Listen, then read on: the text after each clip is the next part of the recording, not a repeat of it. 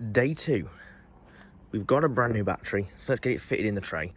And let's get everything back together, rebuilt, and see where we go from there.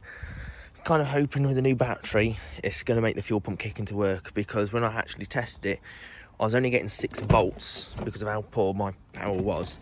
I was only actually getting 6 volts to the fuel pump, so hopefully with a new battery, it might increase the voltage, and that was the problem why the fuel pump wasn't working, because it didn't have enough power, I don't know. If not, we'll have to drop the tank and do the pump, I guess. So yeah, let's get the battery on and see what happens from there.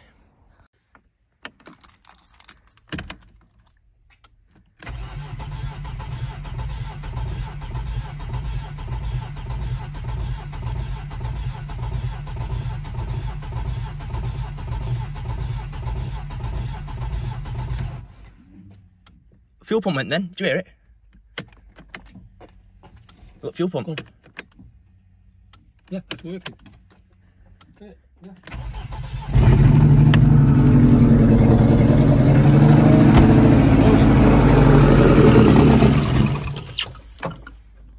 Runs. Fuel pump works.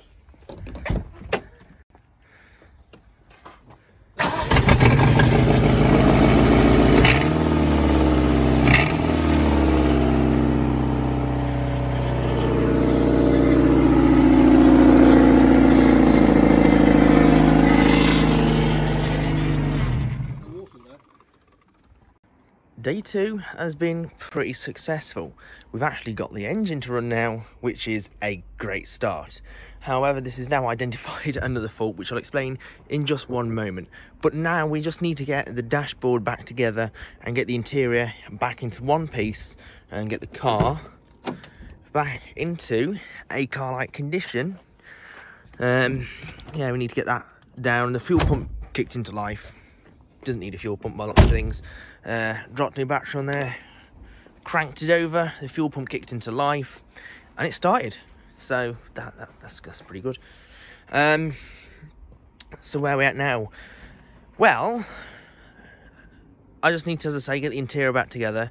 But having started, has identified another issue where I put water in it and it all poured out between the time belt and the engine block. So water pump's leaking, so I've got to screw that down and do that.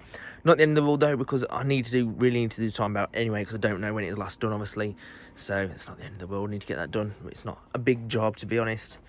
That it's, you know, just get this out the road, cover off, lock the cams, belt off, strip all that down.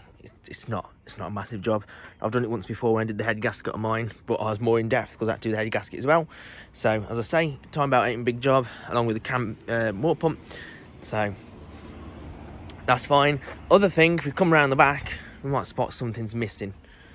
So come down the back here, there's a small hole here. If we look, let me put the torch on. If we look, yeah, there's no back box here. We've got the hangers are here, that's fine, but there isn't a back box here, so we need to get a back box on here. And I'm just looking, that tow bar thing looks like it might come in the way of my back box off the black one.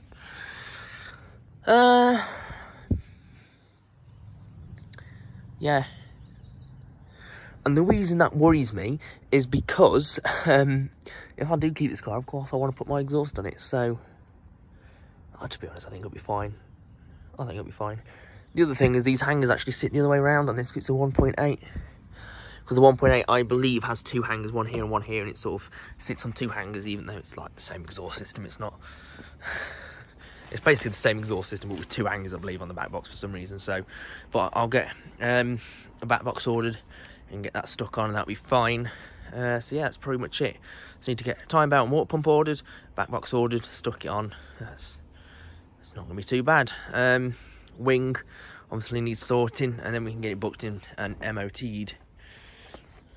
And that'll be fine. So day 2, we've got the car running, and there's not really going to be much else on this until obviously the other parts come.